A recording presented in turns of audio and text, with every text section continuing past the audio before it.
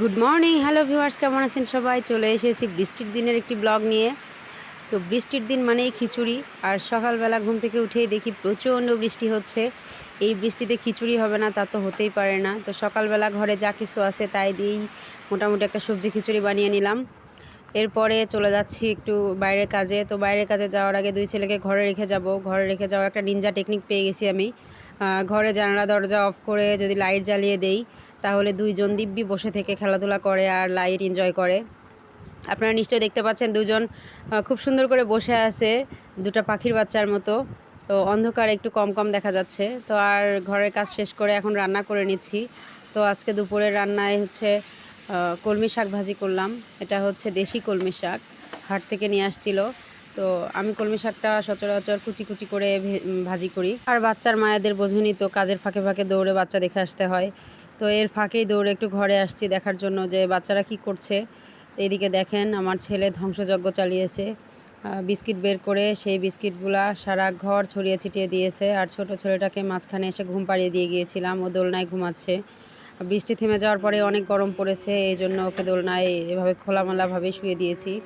আর এটা আমার ভাগ্নে মাঝে মাঝে আমাকে একটু দেখা দিতে আসে। তো ও আসলে আমি ওর সাথে একটু খেলি যদি আমি সময় পাই। আর রান্না করছি লাউ। তো এখন লাউ রান্নার প্রিপারেশন চলছে। আর আমি লাউ রান্না করার সময় একটু বেকিং সোডা বা বেকিং পাউডার যেটাই থাক একটু দিয়ে দেই, তাহলে লাউটা খুব সুন্দর সিদ্ধ হয়ে যায়। কারণ বাজার থেকে কিনে আনা লাউ আমরা তো শিওর হতে পারি না লাউটা ভালো না খারাপ। আর কীটনাশক দেওয়া লাউ কখনোই সিদ্ধ হয় না। দেখেন আমি সামান্য একটু বেকিং সোডা দিয়েছিলাম, লাউটা খুব সুন্দর করে সিদ্ধ হয়ে গেছে। তো আমি প্রত্যেকটা দিনই এমন করি, কারণ রান্না করার পর যদি দেখি যে সেদ্ধ হয়নি, তাহলে বিষয়টা খুব খারাপ হয়ে যায়, সেটা পেঁপের মতো স্বাদ হয়ে যায়। তো লাউটা কষিয়ে নিচ্ছি। আজকে লাউ রান্না করব তেলাপিয়া মাছ দিয়ে। আর এই যে আমার রান্নার ফাইনাল লুক দেখেন। খুব তাড়াহুড়ার মধ্যে আজকে রান্না করেছি, কারণ ছেলে দুটো আজকে খুবই বিরক্ত করছিল। খড়ির চুলায় ভাত বসিয়ে দিয়েছিলাম, ভাতটাও হয়ে গেছে। এখন পাতিলটা নোসানি দিয়ে নিয়ে আমি ঘরে নিয়ে যাচ্ছি।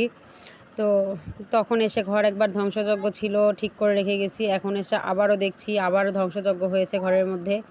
তো এই যে দেখেন, এইবার একটু পপকর্ন ভেজে দিয়েছিলাম, সেই পপকর্ন দিয়ে সারা বিছানা ঘর দুয়ার এলোমেলো করে ফেলছে। আর এই যে বিছানার বালিশ কাঁথা কোথায় কোনটা চলে গেছে তার কোনো হদিশ নেই।